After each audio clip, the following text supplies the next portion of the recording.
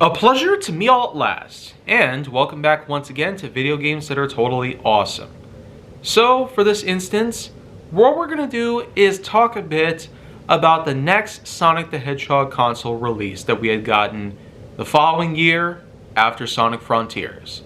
Because in fall of 2023, after the major success of Sonic Frontiers having sold 3.5 million copies within 6 months of time, there eventually came the time in which that Takashi Iizuka wanted to, in fact, collaborate with the development team in Sonic Mania in order to, in fact, create another successor to help keep the 3D elements of the games going. He basically did allow for a revival of the classic side-scrolling action that we remember in the classic days of Sonic, but with the added 3D touch. Like many of the games that we had gotten a hold of from Sonic the Hedgehog lately, there were the teams of Sonic Team and Sega responsible for development/release of Sonic Superstars, which was the next big title in the Sonic the Hedgehog console release series. But of course, they weren't alone. Arzest would also join along the development team, which helped in giving Superstars its own unique 3D-esque feel. It also was a rather way to colorized and even perspectively put things together. So you could say that Superstars was quite a bit different than the bunch that we've gotten so far. On top of all this, there was also the special pre-order session. This event in particular did allow for a bunch of extras to come along, including, get this, Lego-ized versions of the Sonic characters. We'll probably get back to that at some point later on in this video because it would become important later on. Anyways though, Sonic Superstars does follow the likes of Sonic, Amy, Tails, and Knuckles, going through a bunch of different levels. The levels themselves were mainly of side-scrolling action, just like with the olden days. But these levels, of course, were of ways different than what we had gotten years before.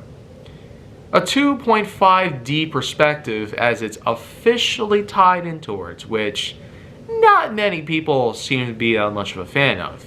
A bit of a way to split between the 2D and 3D elements. It eventually did have to come through at some point. This 2.5D perspective was quite a ways different than what we had seen before. And while we do once again have Dr. Eggman to face off against, much like how the Sonic team and Sega teams were not alone when it came to development, Arzest was able to also bring along a new character known as Fang the Hunter and Trip the Sun Gazer. These were basically new characters that they introduced for this game. And might I say, having two new characters to put up with Dr. Eggman's dirty work and to take down his most feared, loathsome enemies. I mean, come on. That'd be like RoboCop hiring his own personnel just to do his own work. You know what? That's just kind of the weird thing about it. Why do the main antagonists have to resort to selling out just to get their... You know what though? It's fine. Let's move on.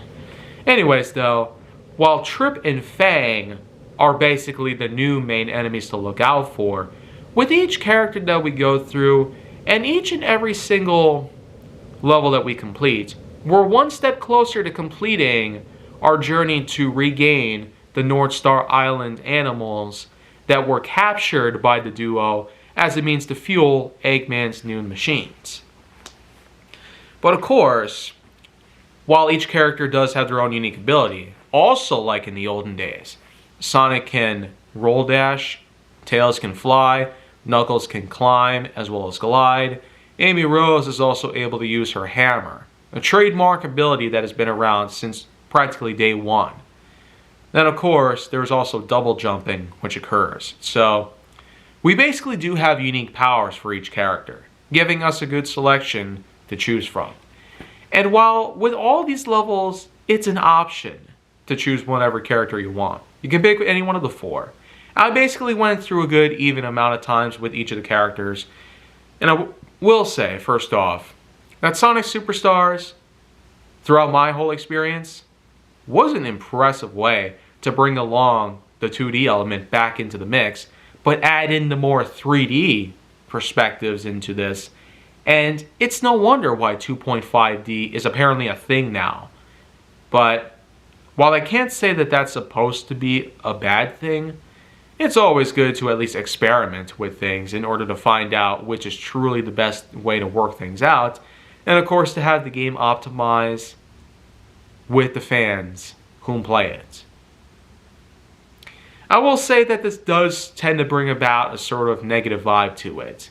And while Arzith was still a pretty good set of makings, well, probably not worded in that way, I do get the feeling that Arzith probably had good intentions for such a Sonic title like this. But having gone through the entire game itself, and all the boss battles against both Fang and Trip, and eventually facing down Eggman for a final time, and eventually getting through some bonus material as well. It's kind of like what happened at the end of Crash Bandicoot 4. After we defeated Neo Cortex for a final time, there of course were some extra bits at the end. After the credits and all that, it seems to be a commonplace nowadays, where newer games happen to have the final boss battle take place, then the credits, and then finally there's extras that happen. An end credits scene, if you will.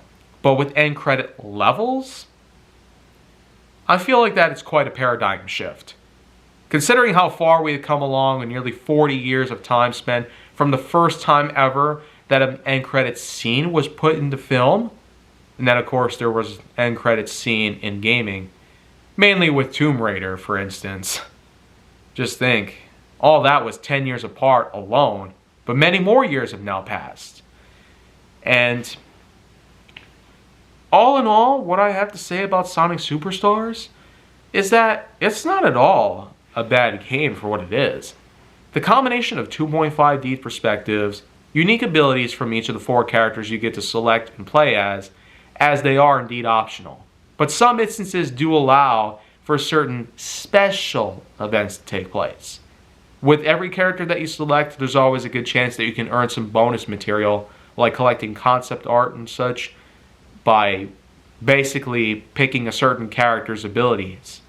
Like one instance, you gotta climb up a certain thing with Knuckles, and another thing, you gotta fly with Tails, and another thing, you gotta jump across a gap with Double Jump with Amy Rose.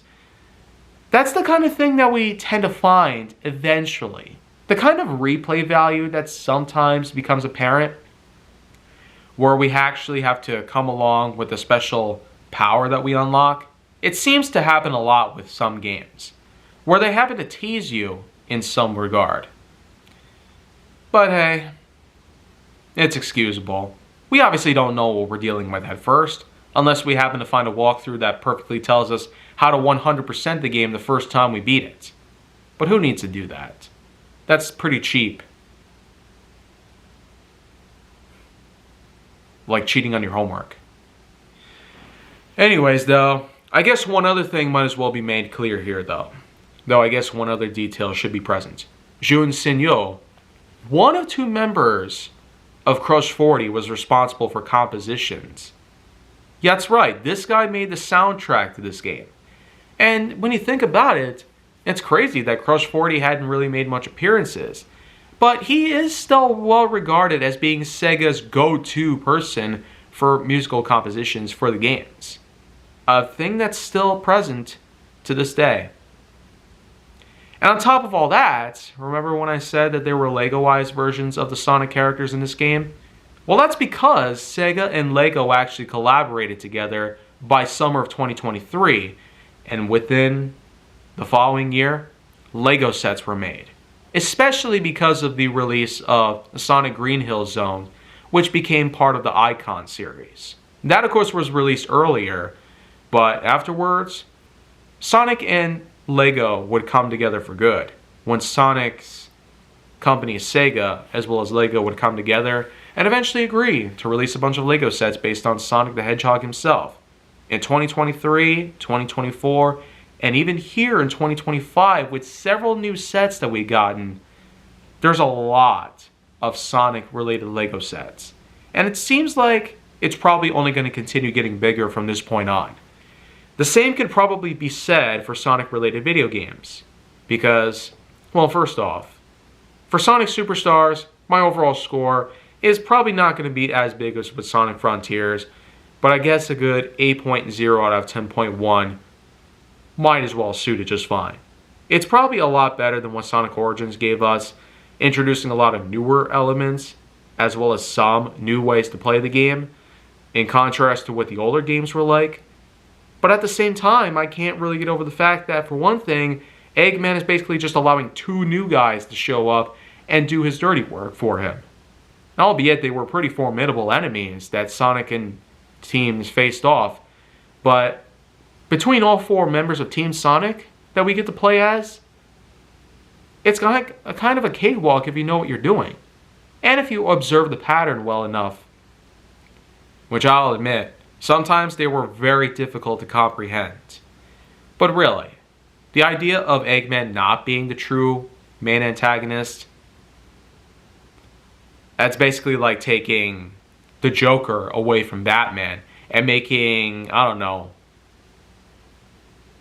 one of the lesser known characters, Man-Bats for instance, to be the new main antagonist. I don't really know. So a good 8.0 out of 10.1 is all that I'm going to be able to give to it. But as I was about to say here, the following year after Sonic Superstars came yet another Sonic game, Sonic and Shadow Generations. But I will get to that very shortly. If you want to see more go down on my channel though, then make sure to like, subscribe, comment, follow me wherever you can find me, and stay on the Hollywood side.